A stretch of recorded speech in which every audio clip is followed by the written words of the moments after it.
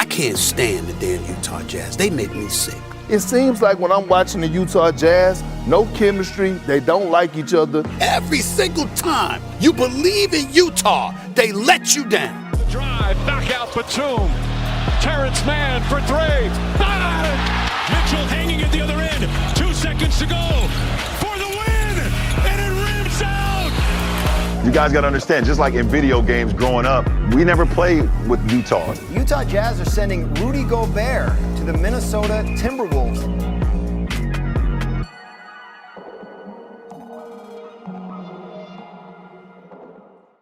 The rise and fall of the Donovan Mitchell and Rudy Gobert-led Utah Jazz team is a story of wasted potential. The Jazz remain consistently near the 50-win mark record-wise in the regular season each year, but come playoff time, they faltered in the most shocking ways. Whether it was losing a 3-1 lead in heartbreaking fashion, or blowing a 25-point lead and squandering a gift-wrapped Western Conference Finals appearance, the Utah Jazz have had their fair share of postseason failure. Despite having a multiple-time Defensive Player of the Year winner in Rudy Gobert, and an ultra-talented offensive dynamo in Donovan Mitchell, Utah failed to make the Western Conference Finals with these two, let alone the NBA Finals. In the 2018 playoffs, the Jazz exceeded expectations and were often hailed by many as having one of the brightest futures in the league. But in the matter of just a few seasons, it all came crashing down. The duo of Rudy Gobert and Donovan Mitchell grew question marks, with potential beef and drama surfacing between the two behind the scenes. Each year, no matter how deep or talented the roster was, the team faced a new level of disappointment in the playoffs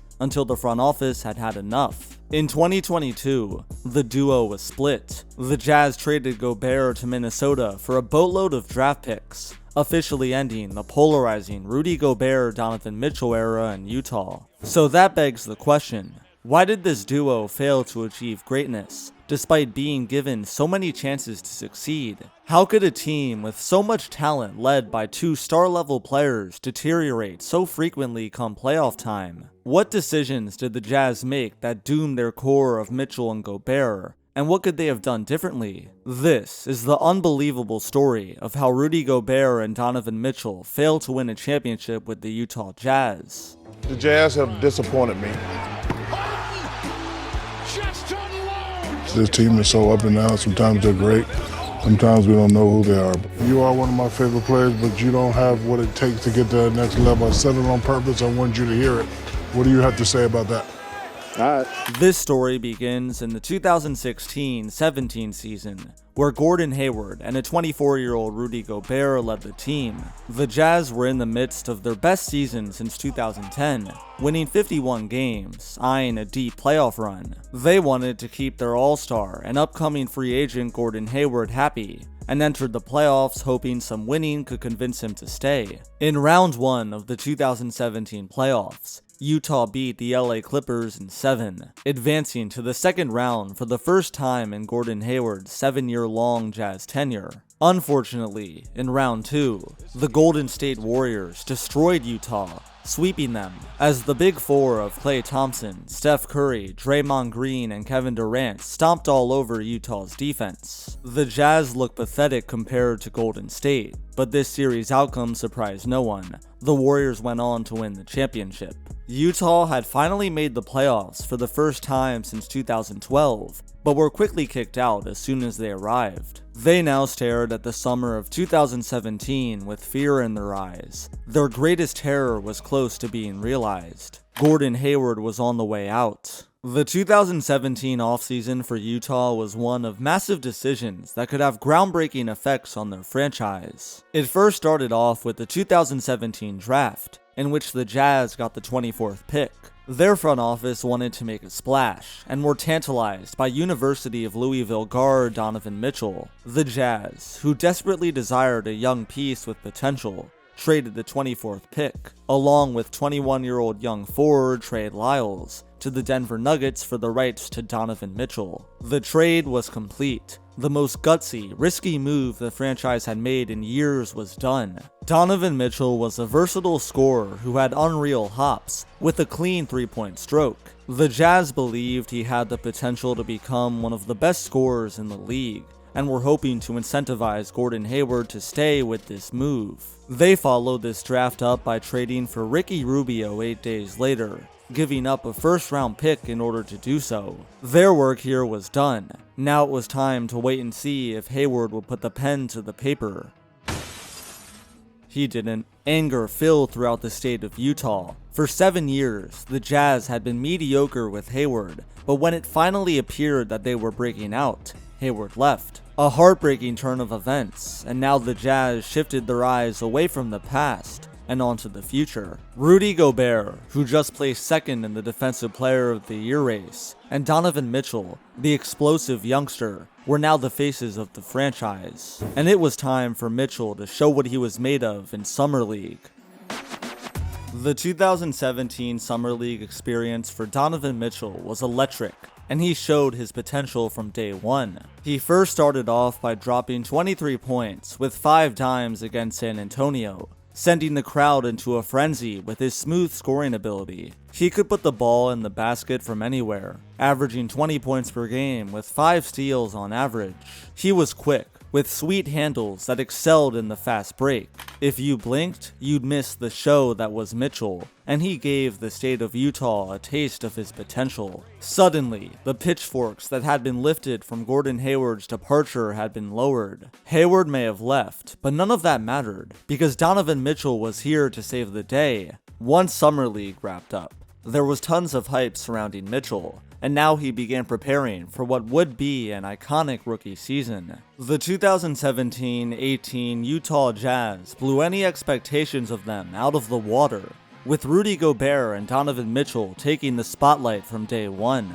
Mitchell took the world by storm, his best early performance coming against the Lakers on October 28, 2017, where he scored 22 points, 2 of them coming on an unreal putback slam. If this wasn't good enough, he followed up that dunk with a 3 in Kyle Kuzma's face, as the home crowd exploded into excitement. Donovan Mitchell had arrived, but he was just one piece to the puzzle. Rudy Gobert may have not had the fiery dunks that his teammate had, but his defense was near the top of the league. Gobert averaged 2.3 blocks per game, and had the second lowest defensive rating in the league at 99.4. These stats earned him the first Defensive Player of the Year award of his career, the first of many. Gobert had worked from being the unknown 27th pick in the draft in 2013, all the way to becoming one of the most feared defenders in the game. This duo couldn't do it alone though. Key role players like Ricky Rubio brought playmaking,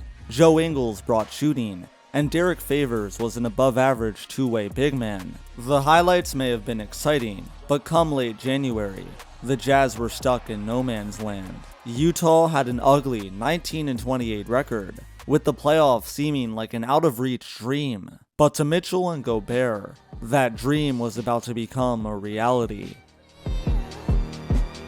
Donovan Mitchell put his foot on the gas and scored 23 points per game in March and 25 points per game in April. Perhaps his most spectacular performance came in the late March 2018 game against the Spurs, where he scored 35 against San Antonio in a battle for the playoffs. Mitchell was clutch down the stretch, nailing a 3 to tie it in the fourth, and hitting tough jumpers in OT. That may have been his most impressive game, but his most iconic moment came during the All-Star Weekend in 2018, where he won the dunk contest. Donovan Mitchell wasn't just an up-and-coming star player, he was an entertainer, gaining new fans each game with his offensive showcases. He and fellow rookie Ben Simmons were competing for the Rookie of the Year award, with Mitchell himself even taking a few friendly shots at Simmons. Mitchell trolled Ben, wearing a shirt that had the definition of a rookie on it, poking fun at how this was Ben's second year in the league,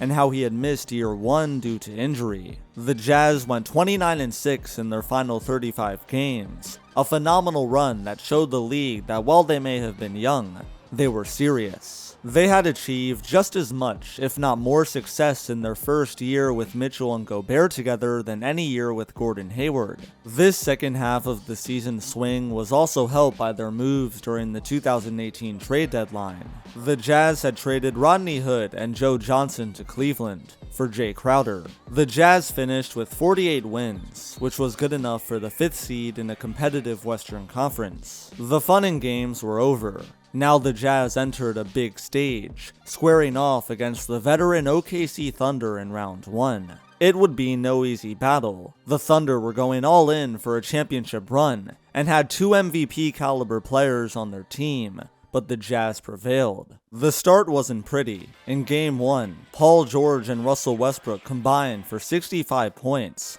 and the Thunder executed perfectly, beating Utah with ease. In Game 2, Donovan Mitchell responded with revenge, scoring 28 with 13 in the 4th, tying the series at 1. The Jazz swung the momentum back in their favor, winning Game 3 thanks to Rubio's 26, and taking Game 4 thanks to Mitchell's 33. OKC may have been favored to win, but the Jazz held strong, holding on by a thread in Game 6 to move on. Donovan Mitchell exploded with 38 points in this closeout victory, while Gobert scored 12 with 13 rebounds, 3 blocks, and 2 steals. In the clutch, it was Derek Favors who was as cool as a cucumber, nailing the mid-range 2 that ultimately pushed Utah to the win. The Jazz had decimated the Thunder, advancing to round 2 for the first time since 2010. This team was a breath of fresh air, led by Rubio, Mitchell, Gobert, and Joe Ingles,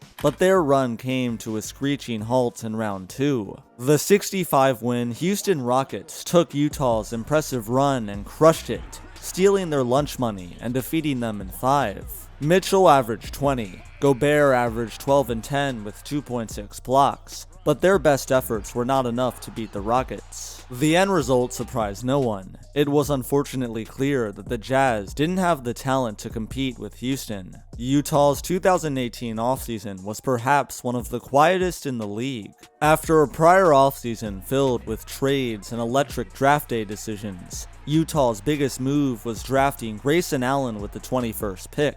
Outside of the draft, they re-signed Derek Favors and young guard Dante Exum, and that was wraps on their offseason. A comical lack of moves. Utah's front office wanted to run it back and hoped their key players had developed during the summer. The 2018-19 season for the Jazz was a forgettable 82 games that saw them finish with a middle-of-the-pack record in the West. The team lacked offensive firepower. Donovan Mitchell had to do all of the heavy lifting, and even he wasn't perfect. Mitchell was a bad perimeter defender, and wasn't elite at any other skill outside of scoring. The Jazz only had one true playmaker on the team, that player being Ricky Rubio, who lacked an above-average three-point shot. On the defensive end, the Jazz excelled, and this was 100% due to Rudy Gobert. Gobert had gotten even better on defense, winning the Defensive Player of the Year award again. His impact, while not being flashy, was significant to the team's success, and it was often overlooked by the NBA world. On offense is where Rudy was lackluster. He couldn't shoot it or dribble at a high level, but to many, his defense outweighed his offensive issues. The 2019 playoffs saw Utah face a familiar foe in round 1, the Houston Rockets, and for the second straight year, they were out-talented, losing in 5. While the end result looked ugly, it was a winnable series for Utah, but their poor shooting and inefficient play was their downfall. Donovan Mitchell, who was praised for his unrelenting offensive dominance in the 2018 playoffs, shot just 32% from the field and 25% from 3 in the 2019 postseason. The Rockets won easily in 5, sending the Jazz home once again. Utah spent the offseason of 2018 making little to no big moves, and that resulted in a familiar exit to the Rockets. Now, in the summer of 2019, they needed to re-establish themselves as a force to be reckoned with in the West,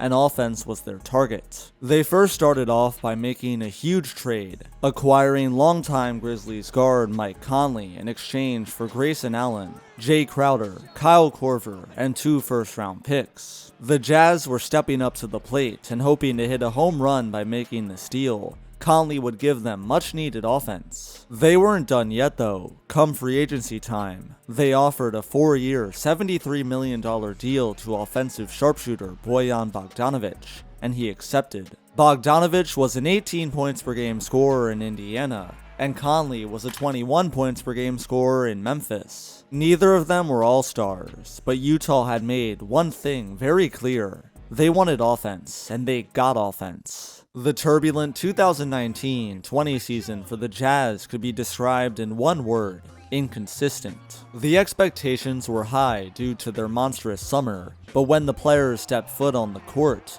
the results were middling. The team's bench was poor, they had little depth at the guard and big man spots, and Mike Conley dealt with various hamstring injuries that hampered his play. Donovan Mitchell and Rudy Gobert were first-time All-Stars, finally getting the recognition they felt they deserved from the league. Utah as a team, though, didn't meet the aspirations that their fanbase had hoped for. There were times when they looked like world beaters, winning 19 of 21 in December through January.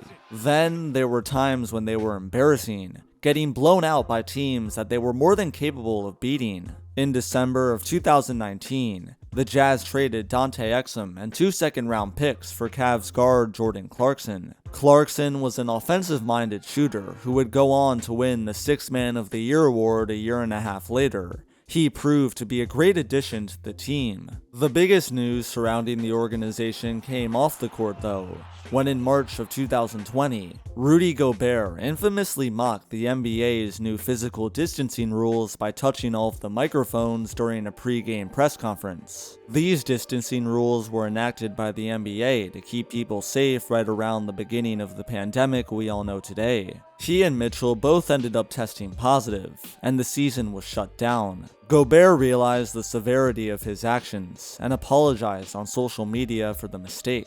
Donovan Mitchell was understandably heated at Gobert for being so irresponsible, and a rift grew between the two players during quarantine. Mitchell ignored Rudy's calls on the day the league was shut down, and the entire team grew frustrated at Gobert. Donovan and Rudy didn't communicate for months, and finally, in July of 2020, Mitchell said the two had moved on and put things behind them. The friendship seemed to be resolved on the surface, but it cannot be understated that while Mitchell may have forgiven him, his true feelings may have been put to the side in order to help the team's chemistry. When the bubble arrived in mid-July of 2020, the Jazz stood at just the 6th seed, a disappointing conclusion to the regular season. Utah was hoping their 2019 summer, full of big trades and hefty free agent signings, would give them an elite record. But after all of that, they couldn't even land a top 5 seed. However, with the bubble having no home court advantage and unusual conditions for every team,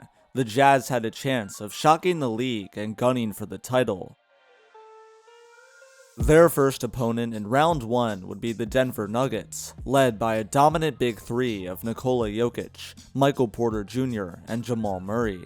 Beating the 3rd-seeded Nuggets would be no easy task, but Donovan Mitchell was up for the challenge, scoring 40 points per contest in the first 4 games of the series. Mitchell was a man on a mission, and Utah needed every bit of his offense. Donovan dropped 2 50-point bombs in this series. He scored 57 in Game 1 and 51 in Game 4, guiding his team to a 3-1 lead. Rudy Gobert was phenomenal as well, averaging 19 and 10 with 1.5 blocks per game. This duo had fire in their eyes and were motivated to advance to round 2.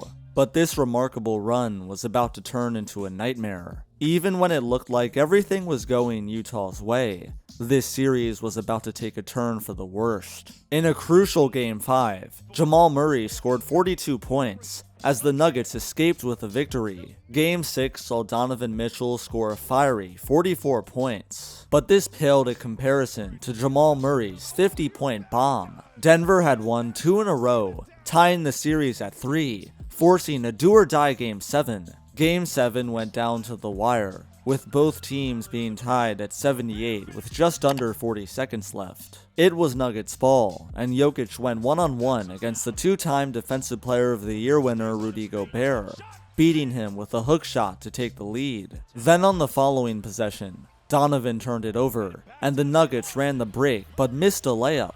Gobert grabbed the board and threw it up to Mike Conley, who missed an off-balance three that would have won them the series. Hanging on the other end, wide open behind the three-point line, was Donovan Mitchell, who sank to the floor in despair after the miss, in all of what just transpired. This moment truly represented a missed opportunity. The Jazz had just squandered what could have been a championship run. They blew a 3-1 lead, and despite Mitchell's best efforts, his play went unrewarded. A wild, dramatic series that started off so incredibly for Utah had ended with their star player lying in agony on the floor. It was over. The Jazz had lost, with a grueling offseason awaiting them.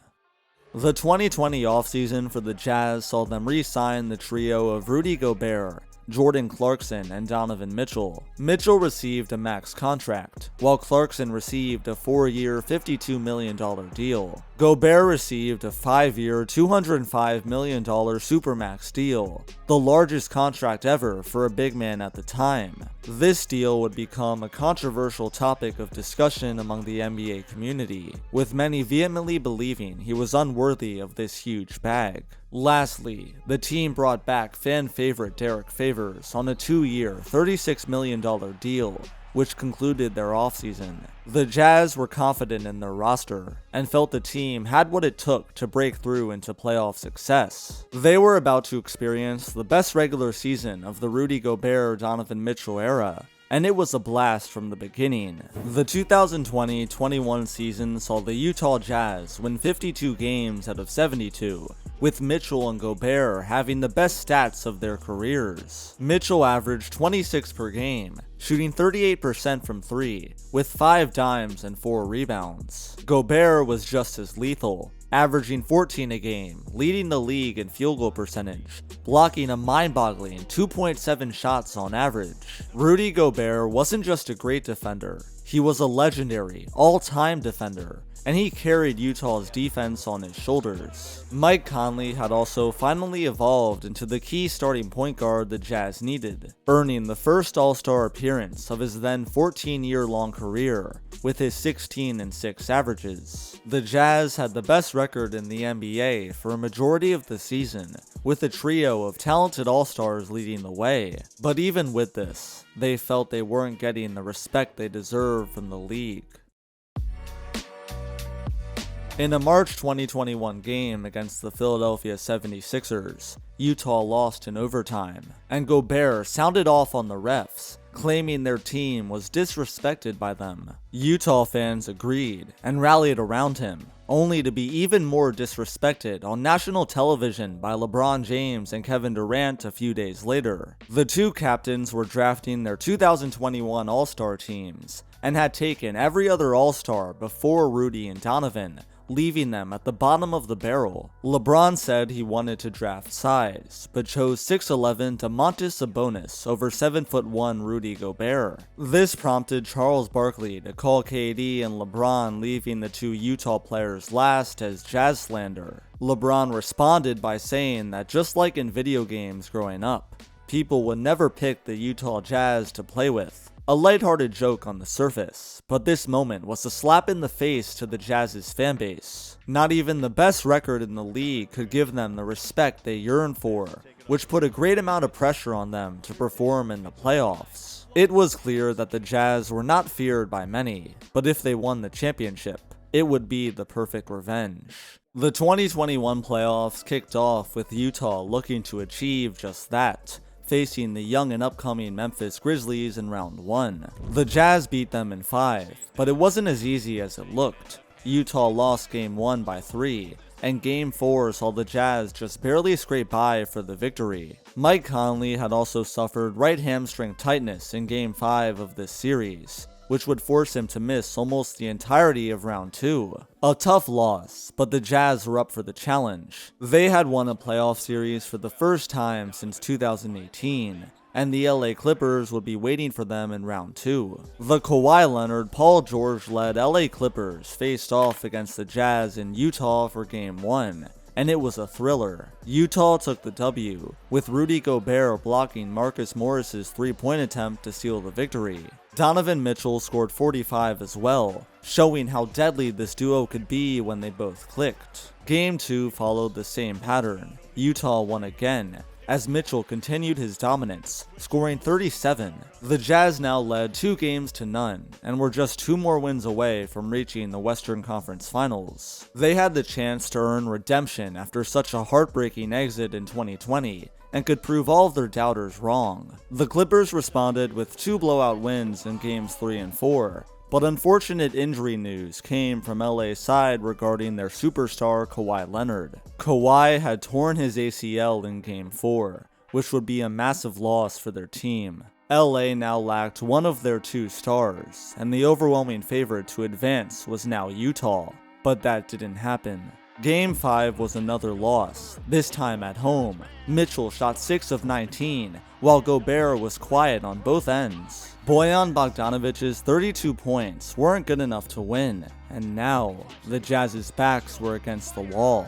If they lost Game 6, it would be a complete and utter organizational failure. Luckily, Game 6 began with news that all-star point guard Mike Conley would be returning from his hamstring injury he suffered in round 1, and the team fed off this positive energy. The Jazz blew the Clippers out of the water in the first half, taking a 25-point lead in the early third quarter. Utah looked like they were ready to re-establish momentum and win the series. But then, everything came crashing down. The Clippers went on a tear, with Reggie Jackson and Terrence Mann, 2 role players, combining for 66 points. Utah watched in awe, as the Clippers turned into a flamethrower from downtown, outscoring the Jazz 40-25 in the final quarter. Mitchell, who had a phenomenal game till that point, shot 2 of 8 in the fourth, and was below average on defense. Gobert shot just 6 times and was a team worst, -26 on the floor.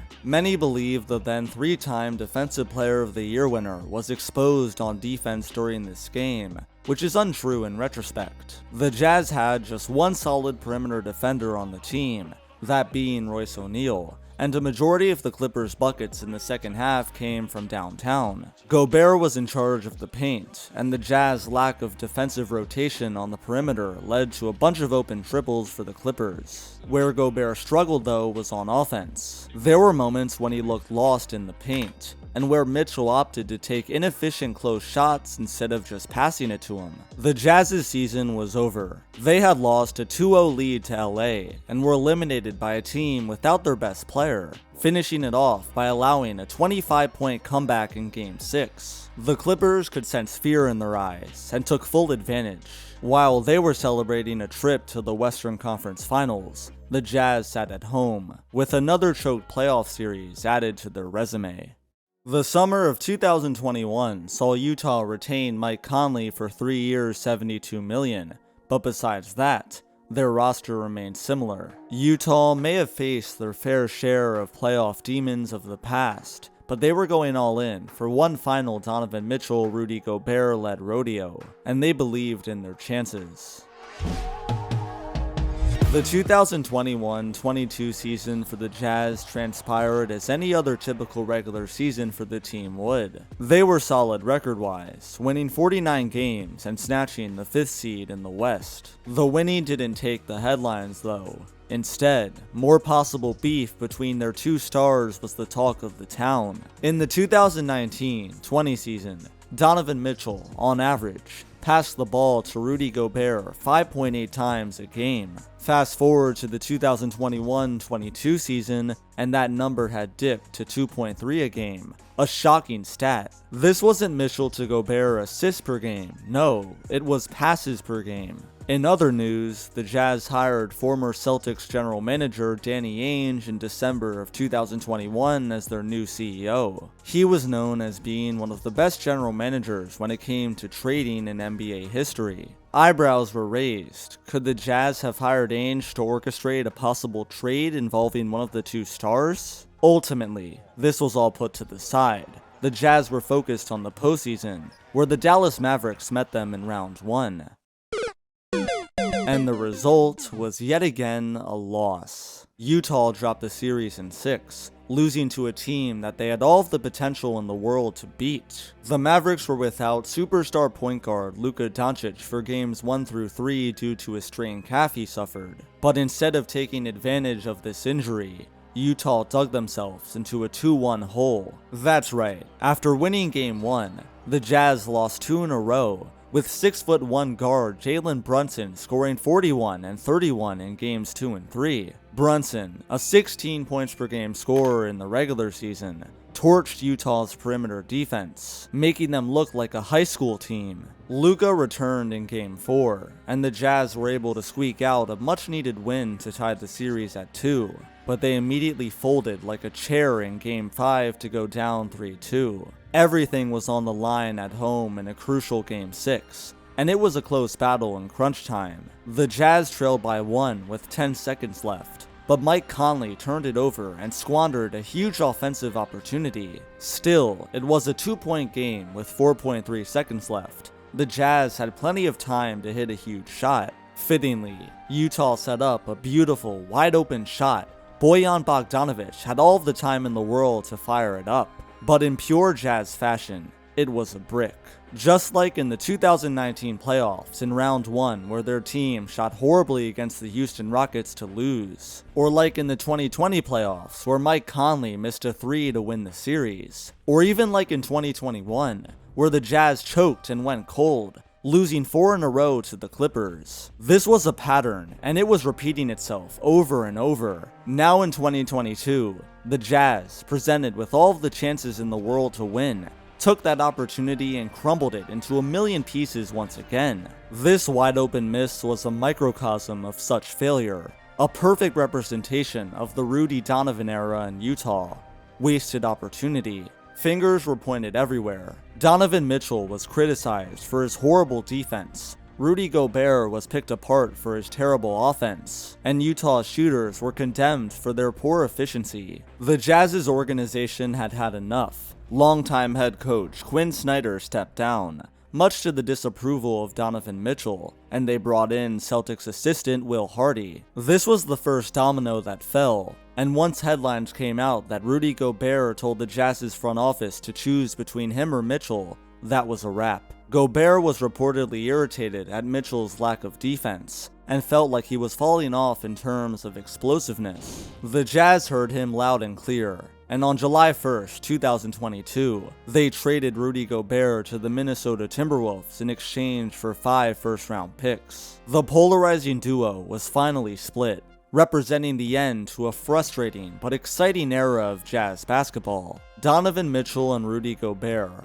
while both being talented, could never fit together. Mitchell's glaring hole on defense and Gobert's lack of offensive skill limited their ceiling severely. They were constantly handed different opportunities at greatness year after year, but instead of seizing the moment, they failed to capitalize. In 2018, the Jazz defeated the heavily favored OKC Thunder in round 1 and looked like they had one of the brightest futures in the league. 4 years later, in 2022, their duo, Donovan Mitchell and Rudy Gobert, will have a legacy that's remembered for nothing more than drama and poor playoff performances.